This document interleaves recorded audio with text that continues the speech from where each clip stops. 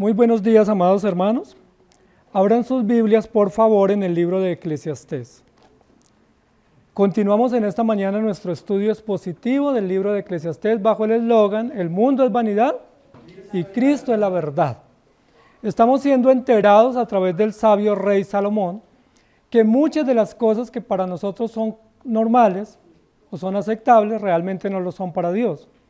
Y que muchas de las cosas que nosotros promovemos o nos deleitamos y pensamos que son buenas, realmente son las que identifican al necio y no al sabio.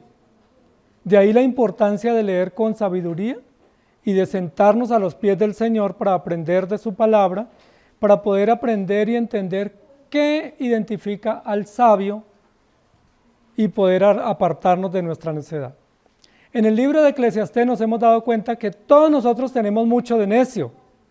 ¿Sí se han dado cuenta? O sea, eso no es ni uno ni dos, todos tenemos mucho de necio.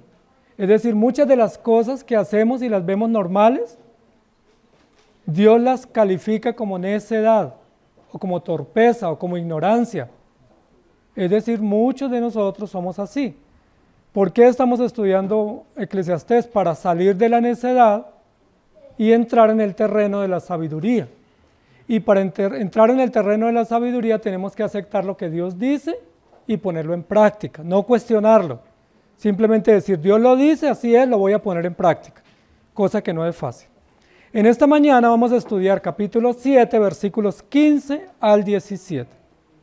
Y en esos versículos vamos a tratar otro tema que también es importante para que nosotros lo tengamos claro. Dice así: todo esto he visto en los días de mi vanidad. Justo hay que perece por su justicia, y hay impío que por su maldad alarga sus días.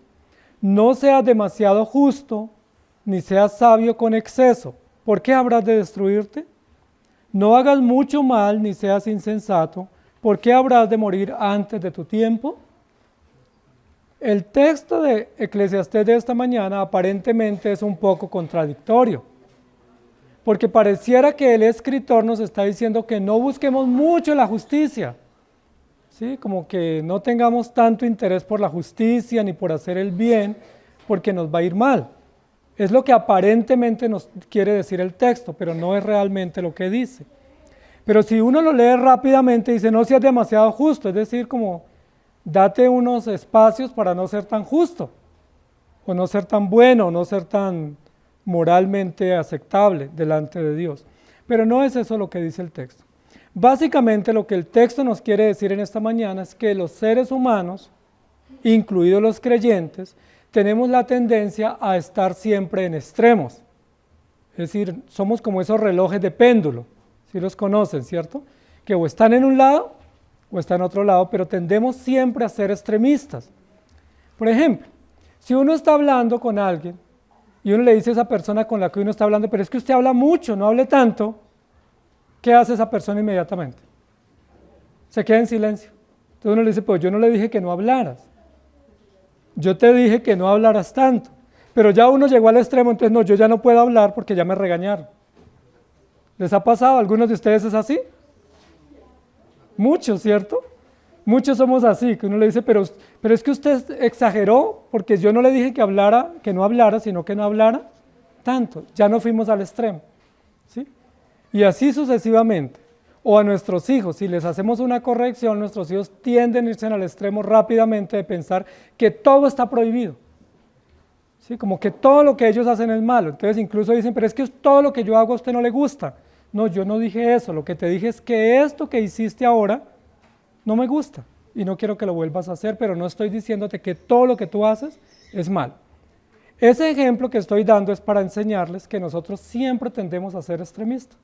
Nos pasa a todos, en el trabajo, en la casa, en las relaciones naturales, y siempre tenemos que llamarnos la atención al respecto, porque los extremos siempre son nocivos.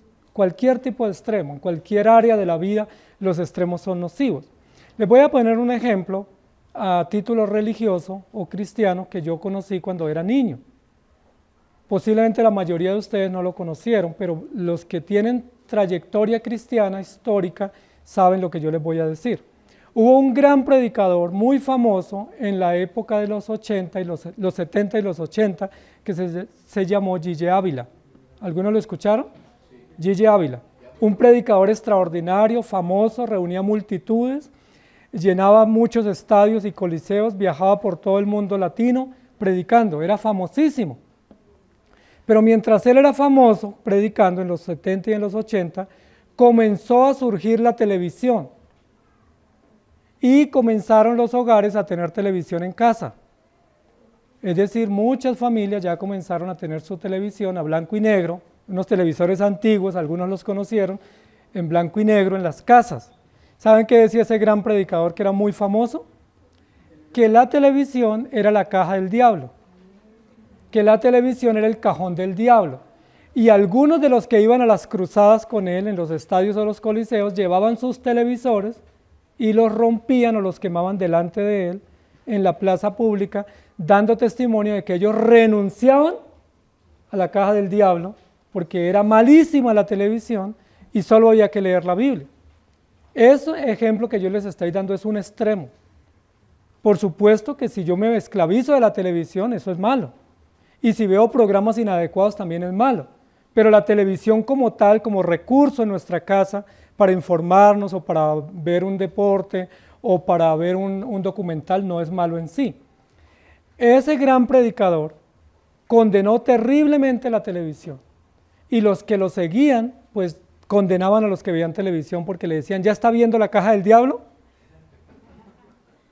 Pero ¿saben qué pasó? Al final de sus días, él mismo tuvo su propio canal de televisión, porque él se dio cuenta que para poder llegar a muchos lugares donde él no podía llegar caminando o en carro o en avión, necesitaba la televisión, que la televisión es un medio para llegar a otros lugares donde uno no puede llegar, como nosotros grabamos, pero no grabamos porque creemos que somos famosos y somos los mejores, sino para dejar un recurso documentado y para que otros en otros países puedan escuchar nuestras prédicas. ¿Qué es lo que yo les quiero decir de este predicador Gigi Ávila? Que aunque él fue un gran predicador y fue temeroso de Dios y fue fiel a Dios, cayó en un extremo de condenar la televisión muy rotundamente, siendo que la televisión no es mala. ¿Qué es lo que es malo en nosotros? Nuestro corazón, que fácilmente se desvía y se llega al extremo. Así sucesivamente. Cuando el internet comenzó a difundirse en el mundo, muchos cristianos dijeron que el internet era del diablo, que el internet era satánico, pero ahora todos nos beneficiamos del internet. ¿Sí me hago entender lo que yo les quiero decir? Eso es básicamente lo que vamos a hablar en esta mañana, que todas las cosas son buenas, pero nosotros debemos evitar caer en extremos, porque los extremos siempre nos causan daño. Cualquier extremo en la fe, en la política, en el deporte, en un concepto, en una norma, siempre termina siendo nocivo y dañino y nos perjudica en gran manera. Eso es lo que nos va a decir aquí el rey Salomón. Por eso el título de nuestra enseñanza hoy es No te destruyas. 2 veces en el texto de hoy, 17 y 16, dice ¿por qué habrás de destruirte? Es decir, ¿por qué vas a exponerte si caes en un extremo donde te radicalizas y resulta que ese extremo te causa daño y puede ser pues un daño para ti mismo? Eso es lo que vamos a estudiar hoy. Todo esto he visto en los días de mi vanidad, comienza diciendo el versículo 15. Lo que nos va a hablar el rey Salomón, como siempre, es producto de su observación, de su experiencia y de su conocimiento. Él no habla porque alguien le contó, él no dice por ahí andan diciendo, por ahí me enteré, ¿sí? Como hace el chismoso. No, Salomón habla de lo que él conoce, de lo que él ha vivido y ha experimentado y ha probado. Todo esto he visto en los días de mi vanidad. ¿Qué es lo que ha visto? Nos va a comenzar a narrar. He visto justo que perece por su justicia. Noten bien, lean esa frase nuevamente conmigo observando sus Biblias. Justo hay que perece por su justicia. ¿De qué está hablando? ¿De la justicia verdadera? ¿O de la justicia propia? Ok, muy bien, me encanta que tengan buen entendimiento en la lectura porque dice, yo he visto justos que perecen por su justicia, no perecen por la justicia. ¿Me hago entender? La justicia es una, y la justicia es buena y es necesaria, y la justicia es recta y verídica. Pero aquí no dice que perecen por la justicia, sino que perecen por su justicia. Es decir, por los códigos que nosotros elaboramos y promovemos a nuestro propio juicio. Es decir, por la justicia que nosotros establecemos como medida y que defendemos como su justa, cuando muchas veces no es justo. Y de ahí tenemos un excelente ejemplo en la Biblia. ¿Saben cuál es ese ejemplo? De aquellos que defendían su propia justicia. ¿Quiénes eran? Un grupo, era toda una comunidad, era toda una secta, podríamos decir, casi como una especie de partido político que se llamaban los fariseos, que además de ser religiosos también eran políticos. Pero los fariseos tenían su propia justicia. Jesús nunca alabó a los fariseos. Pero cuando Jesús vino, los fariseos eran los más admirados en la comunidad judía, en Jerusalén y en toda Palestina. Eran muy admirados. ¿Saben por qué eran admirados? Porque eran los que mejor vestían, ¿sí? Los que vestían con mayor decoro. Eran los más fieles cumplidores de la ley. La Biblia dice que ellos oraban en público, ayunaban en público, hacían largas oraciones. ¿Qué más dice la Biblia? Ocupaban los primeros lugares en las sinagogas, no faltaban a las ceremonias en las sinagogas, eran supremamente estrictos, puntuales, meticulosos, dedicados, buenos observadores de la ley, y cualquiera diría, pues fabuloso, eso es bueno. Eso es bueno. ¿Por qué malo? ¿Por qué sería malo leer la ley, ir a la sinagoga y dar ofrendas y hacer oraciones? ¿Eso es malo? No, eso es bueno. Ese no era el problema de los fariseos. El problema de los fariseos era que confiaban en lo que ellos hacían. No es malo dar diezmos, no es malo congregarnos, lo malo es confiar en esas obras que nosotros hacemos y pensar que con esas obras tenemos ganado o garantizada la salvación. Y ese es el gran problema. Los fariseos tendían a ser demasiado radicales. Es decir, ellos no pasaban por alto ninguna cosa pequeña de la ley. Dice la Biblia incluso que ellos colaban el mosquito. Imagínate, estaban tan pendientes de que no se les pasara un mosquito, porque ese mosquito podía contaminar su cuerpo y podían ofender a Dios, pero se tragaban el camello.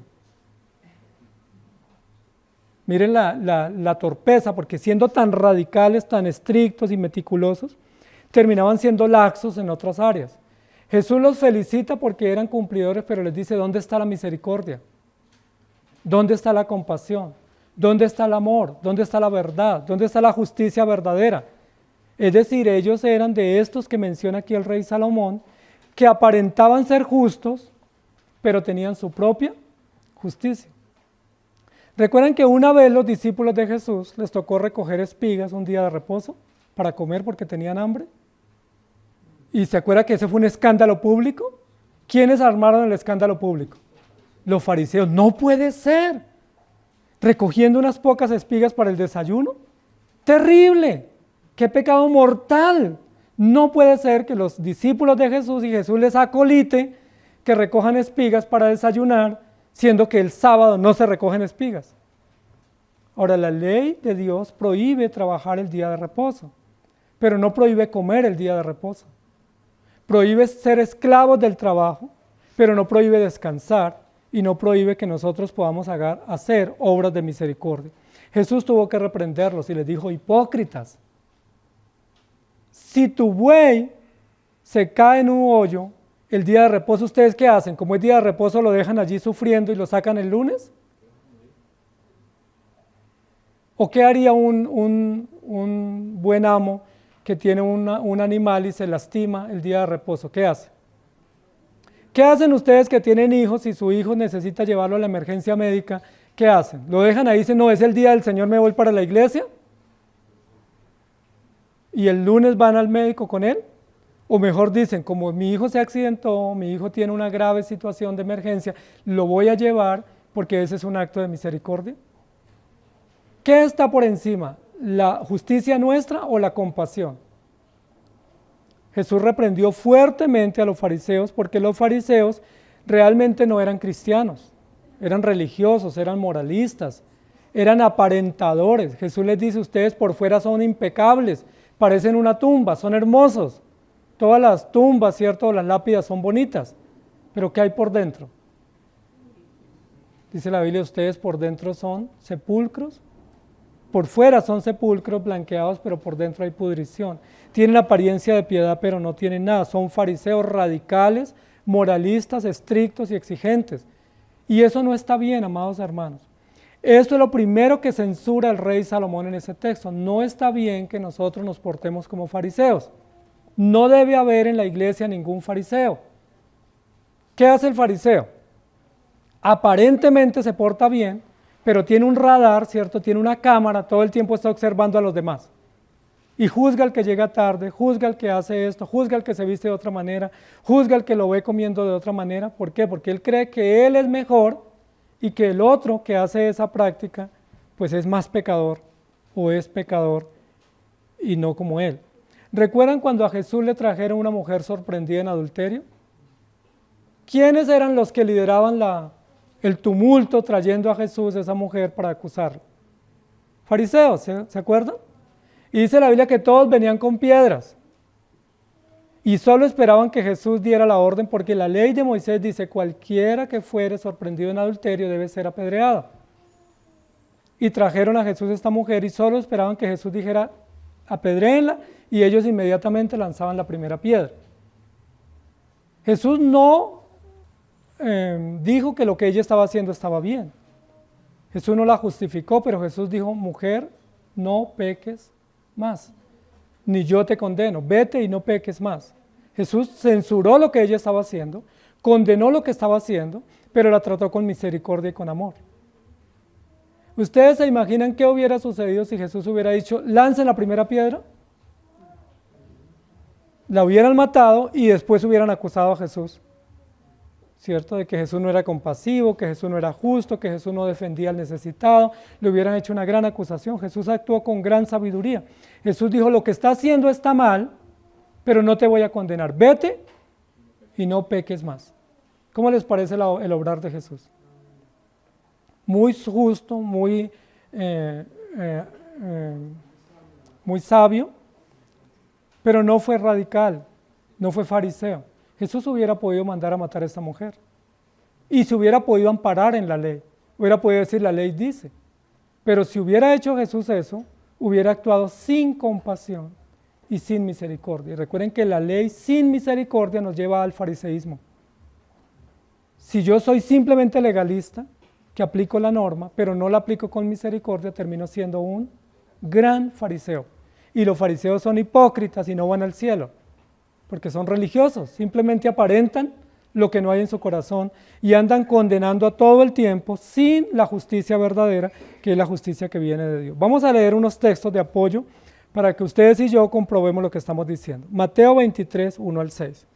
Entonces habló Jesús a la gente y a sus discípulos diciendo: en la cátedra de Moisés se sientan los escribas y los fariseos, es decir, los primeros que llegan a interpretar la ley son los escribas y los fariseos. Así que todo lo que os digan que guardéis, guardadlo y hacedlo, mas no hagáis conforme a sus obras, porque dicen y no hacen.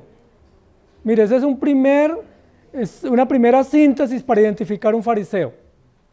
El fariseo dice mucho y hace poco o no hace nada. Si usted quiere saber si usted es fariseo, júzguese por eso. ¿Sí? Yo soy de los que digo y digo y digo y hago o no hago. Si digo y no hago, pues soy un fariseo y necesito arrepentirme. Jesús mismo, imagínense Jesús advirtiendo a sus discípulos y diciéndoles: cuando los fariseos les enseñen en las sinagogas, escuchen todo lo que les enseñen, aprendan todo lo que les enseñen, pero no hagan lo que ellos hacen. Porque ellos enseñan bien, pero no hacen, no ponen en práctica. Y continúa diciendo: guardadlo y hacedlo, mas no hagáis, porque atan cargas pesadas y difíciles de llevar y las ponen sobre los hombros de los hombres, pero ellos ni con un dedo quieren moverlas. Terrible, ¿cierto? La torpeza, la injusticia, la crueldad incluso de estos maestros. Antes hacen todas sus obras para ser vistos por los hombres, pues ensanchan sus filacterias y extienden los flecos de sus mantos y aman los primeros asientos en las cenas y las primeras sillas en las sinagogas. Es decir, aquí Jesús nos está dando un principio metodológico de cómo debemos instruir. No debemos exigirle a alguien que haga algo que yo no estoy dispuesto a hacer. Porque si yo le exijo a alguien que haga lo que yo no estoy haciendo, yo soy un fariseo. Como padres, los que tenemos hijos, que instruimos hijos, no podemos ponerles a nuestros hijos cargas pesadas que nosotros no hacemos o que no estamos dispuestos a hacer, simplemente por mostrarnos más rígidos, más estrictos y como más autoritarios. Hay padres que quieren ser así. Si dicen que yo sí le exijo a mi hijo y yo le pongo a hacer cosas duras porque él tiene que formarse, pero a veces le exigimos cosas y lo que nos portamos es como autoritarios y no como padres compasivos. Hay que exigirle a nuestros hijos, hay que ponerles normas, hay que exigirles tareas, pero también tenemos que ser compasivos. Y tenemos que entender que hay muchas veces que nuestros hijos no van a lograr sus tareas y no los vamos a destruir por eso. Si yo le puse una tarea a mi hijo y no la logró, pues no lo voy a destruir porque no la logró. ¿Qué voy a hacer? Posiblemente lo reprendo, posiblemente le doy otra oportunidad, posiblemente le tengo compasión, posiblemente evalúo si la tarea que le puse era demasiado para él y le ayudo para que la pueda lograr, porque eso es misericordia. Los padres que no son misericordiosos terminan destruyendo a sus hijos con normas impositivas, a veces demasiado exigentes. Vamos a ver otro texto que es bien interesante, ustedes lo pueden leer todo en casa, y es Mateo capítulo 23. Pueden leer todo el capítulo, porque todo es una seria exposición, una larga exposición que Jesús hace para condenar a los fariseos. Pero vamos a leer solamente en esta mañana del 23 al 33. ¡Ay de vosotros, escribas y fariseos hipócritas! Porque diezmáis la menta y el eneldo y el comino y dejáis lo más importante de la ley, la justicia, la misericordia y la fe. Esto era necesario hacer sin dejar de hacer aquello. Miren lo que Jesús dice de ellos, cómo los trata. Guías ciegos, que coláis el mosquito y tragáis el camello. Ay de vosotros, escribas y fariseos hipócritas, porque limpiáis lo de fuera del vaso del plato, pero por dentro estáis llenos de robo y de injusticia. Fariseo, ciego, limpia primero lo de dentro del vaso del plato, para que también lo de fuera sea limpio. Ay de vosotros, escribas y fariseos hipócritas, porque sois semejantes a sepulcros blanqueados, que por fuera la verdad se muestran hermosos, mas por dentro están llenos de huesos de muertos y de toda inmundicia. Así también vosotros por fuera a la verdad os mostráis justos a los hombres, pero por dentro estáis llenos de hipocresía e iniquidad. Ay de vosotros, escribas y fariseos hipócritas, porque edificáis los sepulcros de los profetas y adornáis los monumentos de los justos y decís, si hubiésemos vivido en los días de nuestros padres, no hubiéramos sido sus cómplices en la sangre de los profetas. Así que dais testimonio contra vosotros mismos de que sois hijos de aquellos que mataron a los profetas. Vosotros también llenáis la medida de vuestros padres, serpientes, generación de víboras. ¿Cómo escaparéis de la condenación del infierno? ¿Cómo les parece este discurso de Jesús? Supremamente duro, terriblemente fuerte, veraz, incisivo contra los fariseos, que eran los más grandes religiosos del momento. Eran posiblemente los mejor admirados por la sociedad judía, los que eran más meticulosos y más cumplidores, pero Jesús les dice, hipócritas, ustedes aparentan ser lo que no son, ustedes se muestran justos, pero por dentro son llenos de hipocresía, de maldad y de mentira. Ustedes creen que son mejores que otros y realmente son peores. Imagínense el colmo al que habían llegado los fariseos a decir, si hubiéramos vivido en la época de Isaías, no hubieran matado a Isaías. Si hubiéramos vivido en la época de Elías, no hubieran perseguido a Elías, porque lo hubiéramos defendido y lo hubiéramos protegido. Jesús les dice, hipócritas, ustedes son asesinos también como ellos. ¿Sí me hago entender? El error gravísimo de los fariseos era pensar que por su propia justicia, ellos podían ser mejor vistos delante de Dios, y Jesús los condenó. Las filacterias que se las ponían en la frente o las llevaban atadas en la mano, tenían una medida, ya estaban establecidas, pero ellos las agrandaron. Es decir, era una cosa enorme que se veía en la mano y en la frente para que desde lejos los vieran, porque ellos pensaban, si agrandamos las filacterias, pues somos mejores. Los mantos y los vestidos tenían ya una medida, pero ellos le alargaban y le ponían de otro color el borde abajo para que desde lejos vieran que ellos eran unos grandes fariseos. Increíble eso, ¿cierto? ¿Qué es lo que Jesús está diciendo con esta denuncia? ¿Qué es lo más importante, las obras que hacemos o la manera y la actitud que tenemos para hacerlas. ¿Qué es más importante, mostrarnos justos o mostrarnos honestos? Yo puedo decir acá que yo no cometo pecados y posiblemente alguno me crea, pero no es cierto. Dice la Biblia, si alguno dice que no comete pecado es mentiroso, porque todos somos pecadores. No es cierto que los pastores, los ancianos y los diáconos son impecables. No es cierto que los sacerdotes son infalibles, no es cierto, eso no es cierto. Ni ellos se lo creen ni nadie se lo puede creer. Es un dogma mentiroso, engañoso. Nosotros como predicadores no podemos pretender pensar o decir o presentarnos como mejores porque no lo somos. ¿Qué tenemos que decir? Somos pecadores necesitados de Dios.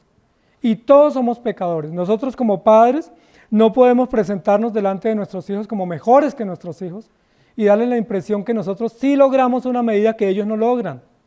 Porque no es cierto. Como padres somos tan pecadores, tan malos y tan necesitados como nuestros hijos. Justo hay que perece por su justicia. Pudiéramos poner aquí, fariseos hay que tienen su propia regla de justicia. Y esa misma regla de justicia les va a llevar a la muerte. ¿Recuerdan que hay un hombre en la Biblia que también fue bastante fariseo? Y es muy admirado en la Biblia y Dios habla bien de él, no lo condena porque era un hijo de Dios. Pero era un hijo de Dios que luchaba con el fariseísmo. ¿Saben quién es? Job. El emblemático Job. Job fue un hombre extraordinario. En el primer capítulo la Biblia dice que era un hombre justo, temeroso de Dios, recto y apartado del mal. ¿Sí lo han leído?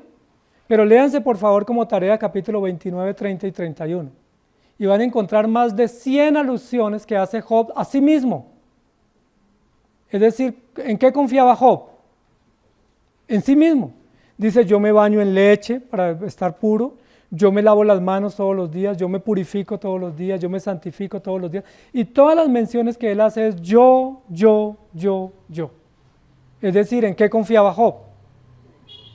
En sí mismo. Por eso Dios le permitió esa gran prueba, que fue una prueba terrible. Recuerden, perdió su salud, perdió su familia, perdió su riqueza, fue humillado públicamente. Y luego en el capítulo 42, ¿recuerdan qué dijo Job?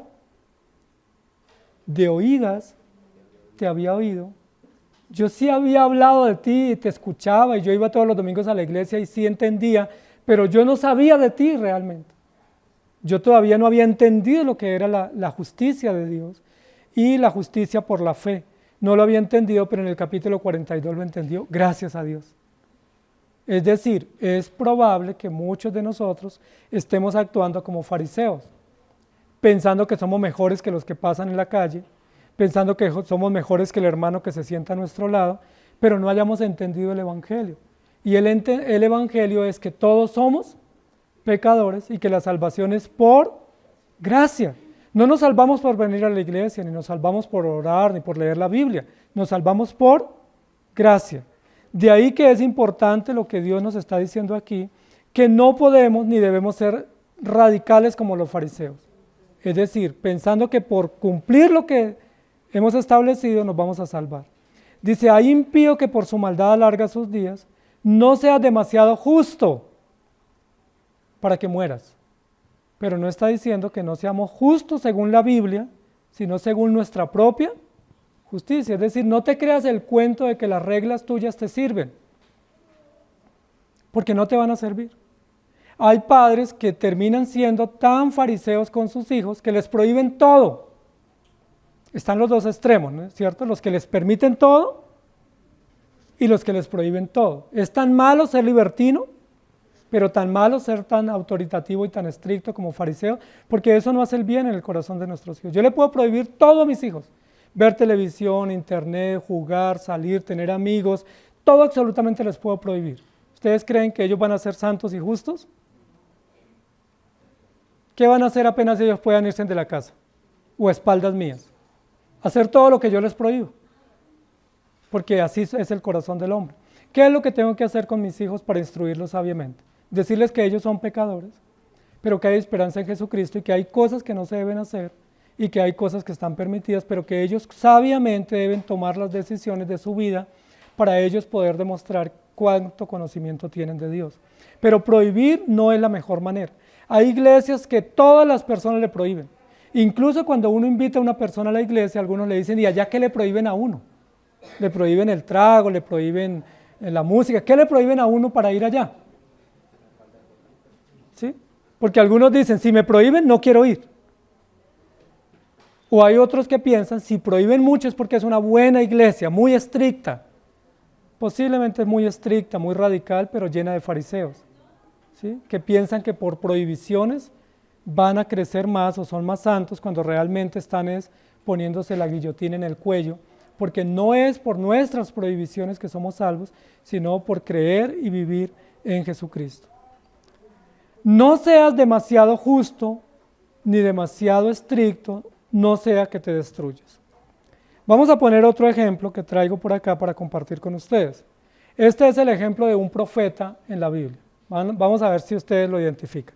Un profeta antes de Jesucristo, un profeta que fue muy estricto, tan estricto que no vivía en la ciudad sino en el campo. Juan Bautista.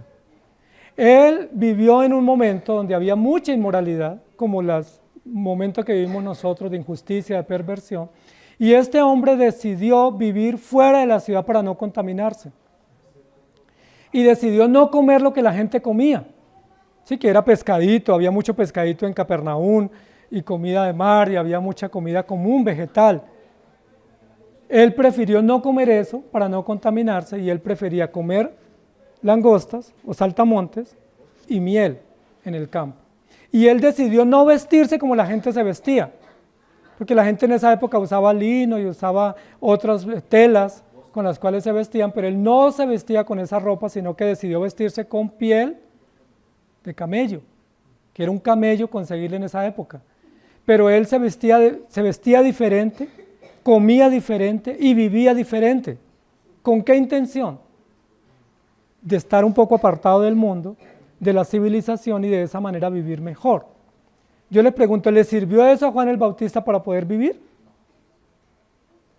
Recuerden que según la historia, Juan Bautista pertenecía a una secta que en ese primer siglo se llamaban los esenios. Los esenios eran lectores, investigadores, eran muy estudiosos, tenían una gran biblioteca en Alejandría, eran muy buenos para leer y para escribir, pero ellos consideraban que no debían vivir en sociedad, que no debían vivir en comunidad, porque la comunidad lo contaminaba a uno, que la maldad estaba como en los grandes centros urbanos y los grandes urbes, entonces que era mejor apartarse del mundo. ¿No han pensado ustedes en algún momento eso? Hay tanta maldad para mis hijos en la ciudad, mejor irme para una finca y llevar los hijos a una finca para que no haya tanta maldad allá. El problema es que se van con el mismo corazón. Y la maldad no está en la ciudad ni en la finca, la maldad está en el corazón nuestro. Podemos meter a nuestros hijos en una caverna, en una burbuja, podemos tenerlos en una isla, pero van a ser malos y rebeldes porque la maldad está atada al corazón nuestro. Juan Bautista fue un hombre muy interesante en la Biblia, primo hermano de Jesús, pero él decidió ser esenio, es decir, pertenecer a una secta o a una comunidad que era una comunidad escénica, era que se apartaba del mundo. Los esenios se apartaban, es decir, no iban a la universidad, no iban al trabajo, no tenían su dinero en los bancos, sino que tenían sus propias granjas, sus propios cultivos y vivían en comunidad. Yo le pregunto, ¿eso sirve? ¿Hace la diferencia en el corazón nuestro? Supongamos que usted está luchando con la ira. ¿Quiénes luchan con la ira acá? ¿Alguno? ¿Alguien lucha con la ira? ¿O con la ira del vecino? Si usted está luchando con la ira y dice, yo no puedo con la ira, entonces me voy al campo a ver si la puedo manejar. ¿Será que la puede manejar estando en el campo? No, no la va a poder manejar porque la ira la tiene usted, no es el lugar donde usted esté. Miren lo que le pasó a Juan el Bautista. Juan el Bautista era un severo predicador. ¿Recuerdan cómo predicaba? Arrepiéntense, generación de víboras. El hacha ya está puesta a la raíz y los va a caer, es decir, como cuando se imagina uno así como el papá cuando estaba con la correa, a los que les daban correa, ¿cierto? Ya se imaginaba eso y decía, me va a caer ya en segundos, en cualquier momento me cae el golpe. El hacha ya está para caer sobre ustedes y los va a destruir.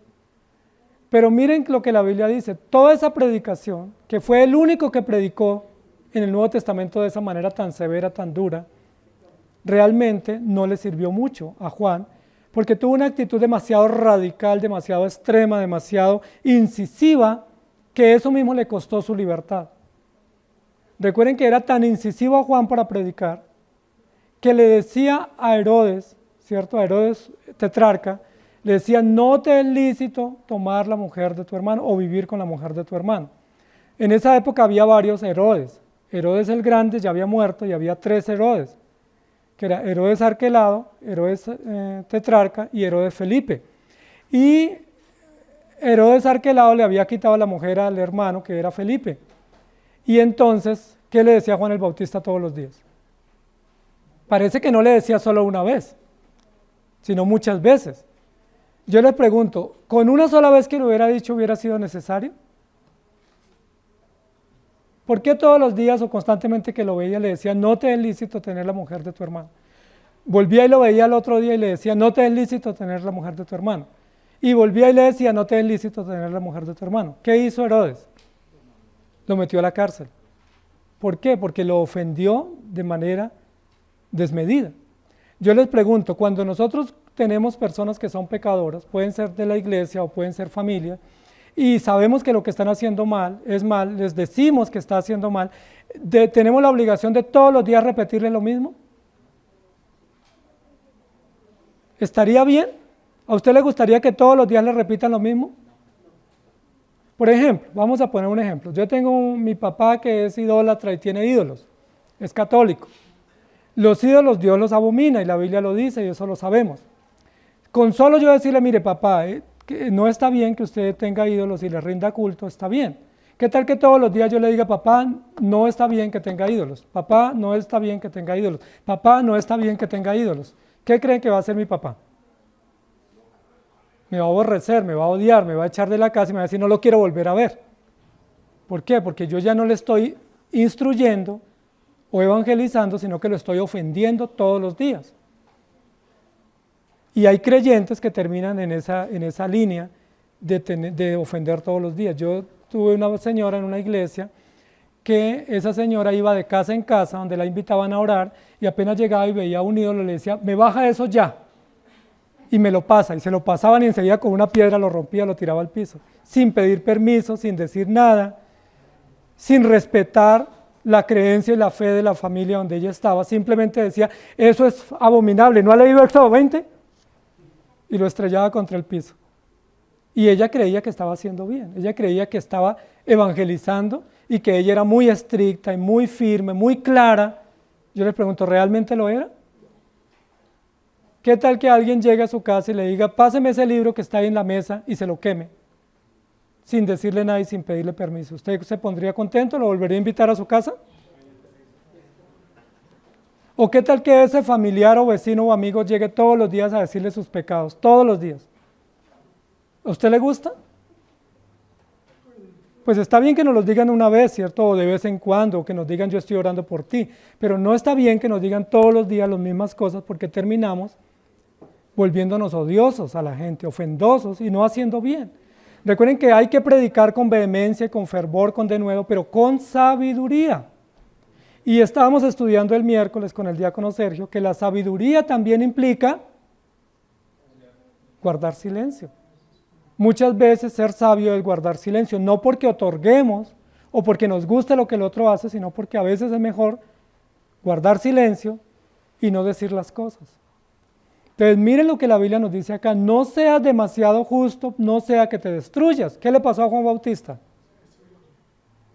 Yo le pregunto, si Juan Bautista hubiera sido un poco más moderado en su mensaje, en su lenguaje, un poco más, no negociar los principios, porque hay que ser claro y firme en los principios, pero un poco más moderado en su lenguaje, ¿no hubiera podido de pronto vivir un poco más?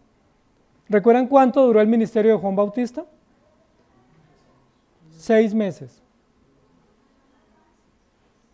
¿Por qué tan corto el ministerio público del último profeta del Antiguo Testamento? Porque es que era demasiado incisivo, demasiado firme, demasiado claro, muy radical, muy exigente, muy estricto y obviamente ofendió al rey, el rey lo mandó a encarcelar y luego después en una fiesta de 15 años, ¿recuerdan qué pasó? ¿Qué dijo Herodías? Que era la mujer que le había quitado a Felipe. Dijo, no, pues este hombre me ofende muchísimo, es el que no me deja vivir tranquila con mi cuñado. Y dijo, corten la cabeza a Juan el Bautista. Pero yo estoy diciendo es que muchas veces nosotros actuamos así. Si ustedes tienen compañeros que son católicos o que son ateos, ¿está bien que todos los días los ofendan? ¿Está bien que les molesten todos los días por su práctica o su creencia? ¿Está bien que todos los días les digan y les digan y les digan lo que está mal? Está bien que les digamos ocasionalmente. Está bien que les digamos, yo estoy orando por ti para que Dios te bendiga y te dé sabiduría.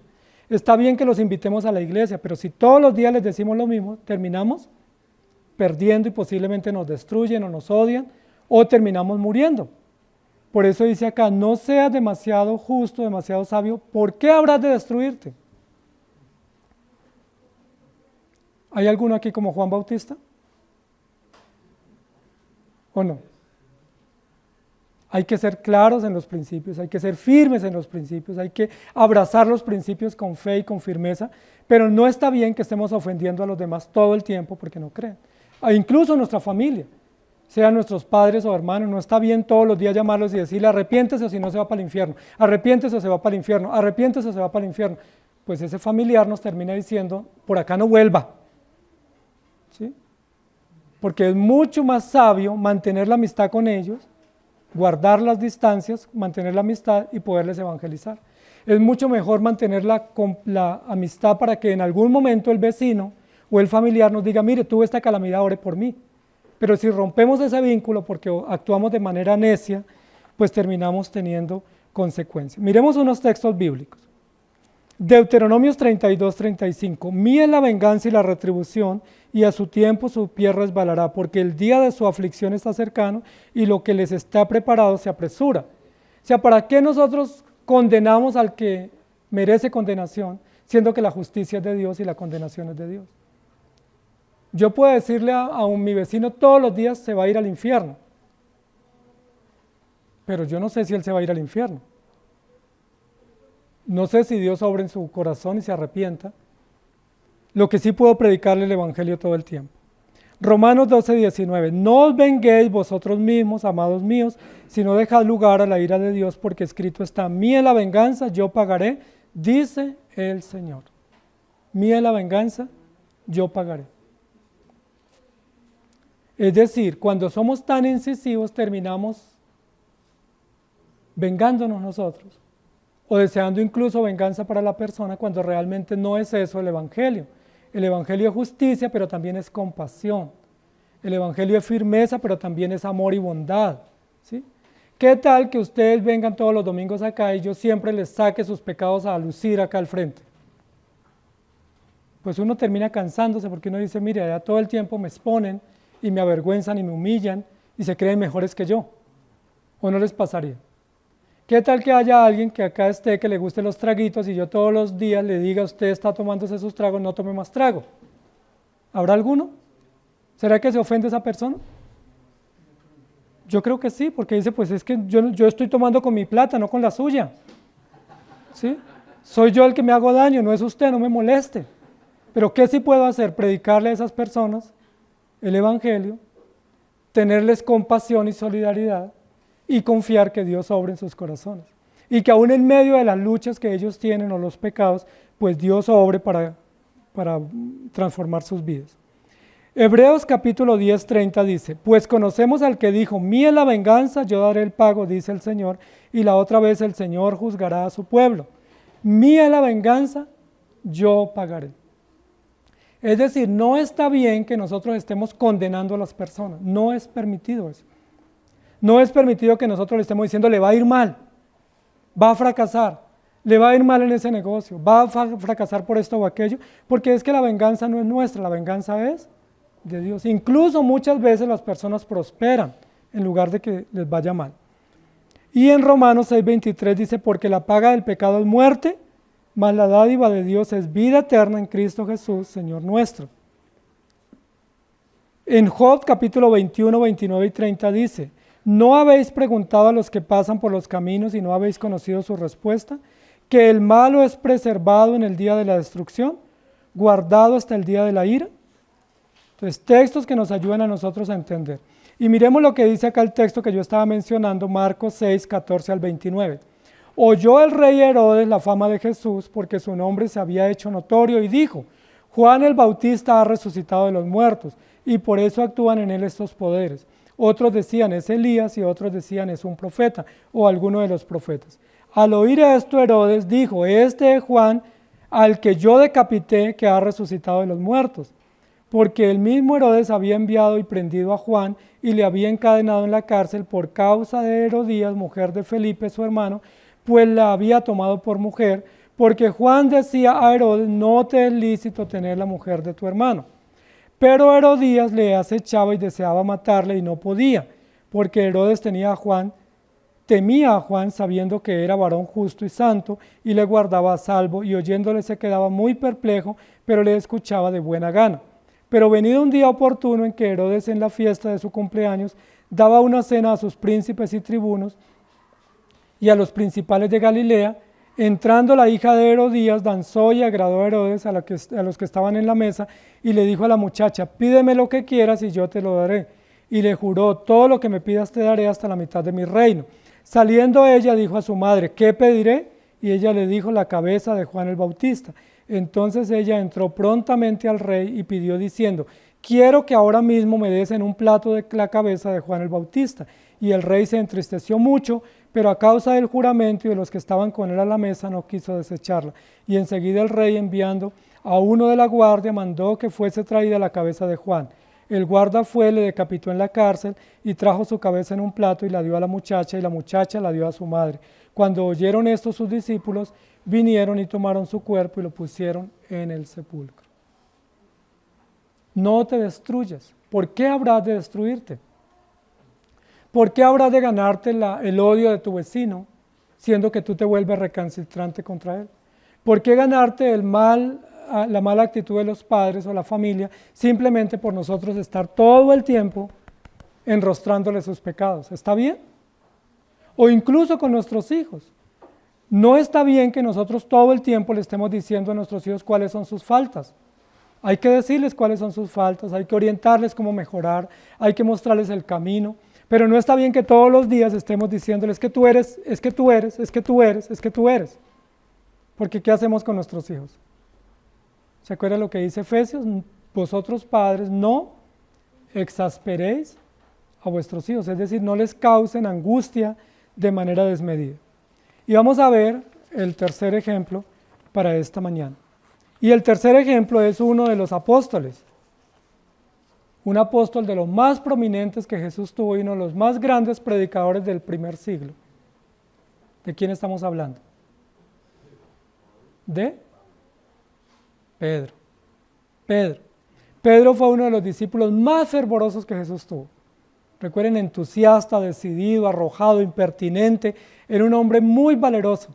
Era un gran predicador. Era un hombre que defendía su fe a capa y espada. Era un hombre celoso de la palabra. Pero cayó en esto que está denunciando aquí el rey Salomón. Cayó en un tema de hipocresía. Un poco de fariseísmo. Era un gran predicador. Recuerden que Pedro, como gran judío, como celoso del judaísmo, no comía cerdo. ¿Recuerdan? Porque para los judíos, según la ley, no debían comer cerdo, o por lo menos, pues cuando estaban en el desierto, no lo debían comer, lo debían cocinar muy bien. Entonces ellos decidieron no comer, ¿sí? Básicamente tomaron como que no podían nunca comer bajo ninguna circunstancia, y Pedro entendió eso como judío y no comía cerdo. Y estaba bien, esa era una opción personal de él. ¿Sí? Sin embargo, él predicaba en Judea, en Palestina, en Jerusalén, que no se debía comer cerdo. ¿Pero recuerdan qué le pasó cuando fue a Antioquía? En Antioquía comían cerdo, lo preparaban bien delicioso, ¿cierto? Y comió. ¿Y recuerdan qué le tocó que enfrentar a Pablo? Pablo lo enfrentó duramente y lo trató fuertemente porque, según Pablo, y en realidad así lo era, Pedro estaba cayendo en hipocresía, es decir, prohibía unas cosas, decía que no estaba bien, pero él las hacía escondidas cuando no lo veían. Y eso pues es un pecado grave de hipocresía, de engaño. Porque si yo estoy incurriendo en ese pecado, pues debo aceptar que estoy incurriendo y pedir ayuda. Pero yo no debiera decir, yo nunca digo mentiras. Es que yo nunca levanto un falso testimonio cuando sí lo hago. Lo que yo sí puedo decir es, yo tengo una lucha con la mentira y estoy pidiéndole a Dios que me ayude y ruego que ustedes oren por mí. Eso es mucho más honesto, mucho más piadoso. Pero Pedro era muy vehemente en su discurso, pero luego a las escondidas se pedía su buen lomo de cerdo. Ahora, no estaba mal comerse su pedazo de cerdo, lo que estaba mal era que él fuera hipócrita. ¿Sí me hago entender? Eso estaba mal. Eso estaba mal y eso es lo que Pablo condena. Gálatas 2, 11 al 14. Leamos allí, por favor. Abran sus Biblias y yo leo para ustedes ese texto. Dice, pero cuando Pedro vino a Antioquía, le resistí cara a cara porque era de condenar. Pues antes que viniesen algunos de parte de Jacobo, comía con los gentiles, se reunía con ellos. Pero después que vinieron se retraía y se apartaba porque tenía miedo de los de la circuncisión. Y en su simulación participaban también los otros judíos, de tal manera que aún Bernabé fue también arrastrado por la hipocresía de ellos. Pero cuando vi que no andaban rectamente conforme a la verdad del Evangelio, dije a Pedro delante de todos, si tú siendo judío vives como los gentiles y no como judío, ¿por qué obligas a los judíos a judaizar? Entonces noten que aquí está la hipocresía en la cual Pedro cayó. Si Pedro quería compartir con los gentiles, estaba bien, no estaba mal, pero no debía condenar a los judíos cuando compartían con los gentiles. Si él veía de buena manera la actitud con los gentiles y veía que eran creyentes y que eran genuinos, no debiera condenarlos. Pero él los condenaba y por eso Pablo dice acá, yo los resistí cara a cara porque era de condenar, pues era hipócrita. Entonces miren, amados hermanos, que Pedro, siendo un predicador, siendo un apóstol, siendo un discípulo de Jesucristo, cayó en este grave error de la hipocresía. ¿Qué es hipocresía según Pedro? Que predicaba una cosa y hacía otra. Que cuando estaba con uno se portaba de una manera y cuando estaba con otro se portaba de otra manera, y eso está mal. Si está mal que yo sea uno en la iglesia y otro en la casa, o está mal que yo sea uno en la iglesia y otro en el trabajo, está totalmente mal. Porque yo debo ser el mismo. Si yo soy una persona en la casa de una forma, así debo ser en la iglesia, no importa que me censuren. Es mejor mostrarme tal como soy y no ser un hipócrita que aparento una cosa y no lo soy. Entonces noten la diferencia en eso. Por eso el texto que estamos mirando hoy es, no seas o no aparentes ser demasiado justo, no sea que te destruyas. Mire, Pedro quedó expuesto, porque según parece Pedro predicaba un mensaje a los judíos y otro mensaje a los gentiles. A los judíos les decía, tienen que circuncidarse, tienen que hacer esto, estas son las normas y tienen que cumplirlas, pero a los judíos les decía, tranquilos, no hay problema, pueden vivir de la manera que quieran. ¿Cómo les parece? Era condenable su actitud, porque no era honesta, no era justa, no era correcta. Y el Señor dice que lo tuvo que condenar a través de Pablo. Entonces, amados hermanos, dice, no seas demasiado justo, no seas demasiado sabio con exceso, ¿por qué habrás de destruirte? Es decir, el llamado en esta mañana es tengamos equilibrio en nuestra fe. Mantengamos nuestra fe firme, nuestra doctrina firme, pero seamos equilibrados en el trato con las personas. No estemos condenando los pecados de los impíos, porque ellos son impíos. Ellos no van a cambiar porque nosotros los señalemos. Ellos no van a cambiar porque nosotros le leamos textos bíblicos. Lo que tenemos que orar es que Dios tenga misericordia. ¿Sí? No tenemos que condenar los pecados de ellos porque los pecados de ellos son responsables ellos. Nosotros somos responsables de los nuestros. Y muchas veces podemos caer o en fariseísmo excesivo o podemos caer en extremos hipócritas como Pedro o como Juan Bautista, que tuvieron grandes consecuencias. La consecuencia de Juan fue ser muerto a temprana edad, muy joven.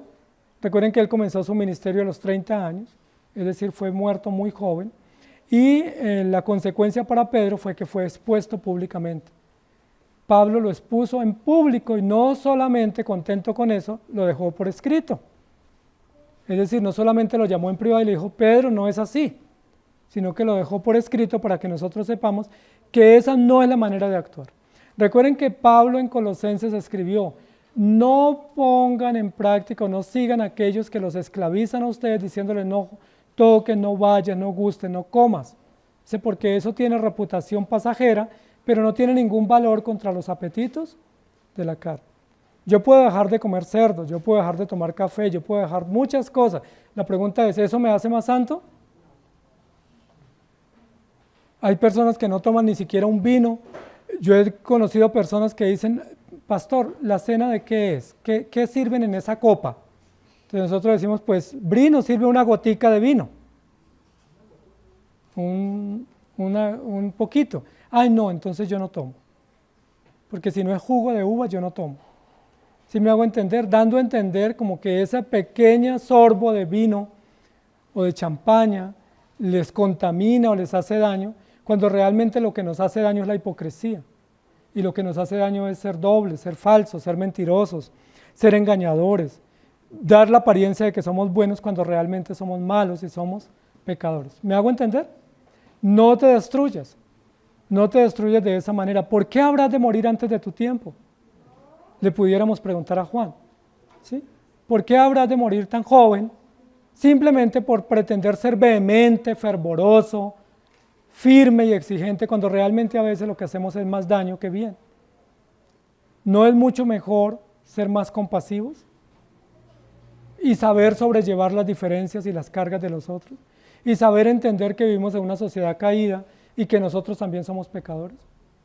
Cuando una persona se muestra impecable, ¿sí? Con una justicia de apariencia, el día que cae no hay quien lo levante. Porque todo el mundo lo señala y dice, pero mira, ahí está el que se las daba de mucho. Ahí está el que se creía mejor. ¿Sí? Pero cuando uno se muestra que es débil y frágil, si uno cae, muchas personas lo ayudan y lo auxilian porque dicen, sabíamos de sus luchas, sabíamos de sus necesidades y él nos pedía oración. Entonces es muy importante que nosotros entendamos eso. Y la iglesia, amados hermanos, recuerden que lo ha dicho alguien a través de una frase, un pensamiento, la iglesia es una comunidad de enfermos, de pecadores. La iglesia es como una especie de hospital donde vienen las personas desahuciadas para recibir ayuda y para recibir atención. La iglesia no es un club de santos, ¿sí? No es un museo de santos. La iglesia es un pabellón de enfermos necesitados donde todos venimos acá con grandes necesidades y donde queremos recibir una palabra de aliento y donde necesitamos ser acogidos y no juzgados y ser atendidos y ayudados y no señalados. La iglesia no es el lugar para señalar a nadie, sino más bien para predicar el evangelio y para orar unos por otros. ¿Estamos de acuerdo? Esa es la verdadera iglesia, porque la iglesia farisea es la que señala a todo el mundo, pero eso no hace la diferencia en el mundo. Que el Señor nos ayude y que podamos poner nuestra confianza siempre en Jesucristo para que Él nos ayude, porque nosotros no podemos por nuestros propios medios. Mateo 5:20 dice, pero yo os digo, si vuestra justicia no fuere mayor que la de los escribas y fariseos, no entraréis en el reino de los cielos. No podemos tener nuestra propia justicia, necesitamos confiar en la justicia de Dios. Y la justicia de Dios es tan buena que nos perdonó. Imagínense esa justicia que se mostró en amor y en bondad y misericordia. Oremos. Señor, gracias te damos por tu palabra. Tu palabra es clara, es directa y nos enseña que nosotros siempre vamos a los extremos y queremos añadir más a lo que ya tú has dicho. Y que tú has puesto una norma y que nosotros queremos elevar la norma. Que nosotros tenemos un principio y queremos ponerle un poco más de exigencia al principio, cuando no es la manera como tú sustentas a tus hijos. Y de esa forma, como lo hacemos nosotros, caemos en radicalismos, en fariseísmos, en hipocresías, en excesos, y eso no te agrada a ti, porque damos la impresión de que somos mejores cuando realmente no lo somos. Pedro muchas veces se presentó como mejor, pero tú tuviste que bajarlo de la nube diciéndole, apártate de mí, Satanás. No eres mejor que los demás, eres pecador, eres malo y tienes que arrepentirte. Y es el mismo mensaje para nosotros. Si alguno de los que está hoy acá se cree más, pues el mensaje es que no lo es. No es más, posiblemente es menos, somos menos todos, porque somos más pecadores y más necesitados de lo que siquiera hemos imaginado. Por eso venimos a ti. Por eso estamos aquí, para que tú nos laves con tu sangre, nos perdones con tu gracia, nos abraces con tu justicia y nos levantes, Señor, y nos sustentes, porque somos tan frágiles, somos tan débiles, pero tan hipócritas también y tan falsos. Ayúdanos, Señor, por favor, porque somos tan buenos para señalar al hermano, pero tan malos para reconocer nuestras propias faltas. Somos tan hábiles para juzgar al otro por lo que se puso o por lo que dijo o hizo, pero tan malos para entender que somos malos y que necesitamos arrepentirnos. Ayúdanos, por favor, te lo pedimos, en el nombre de Jesucristo, nuestro Señor y Salvador. Amén. Que el Señor les bendiga, amados hermanos.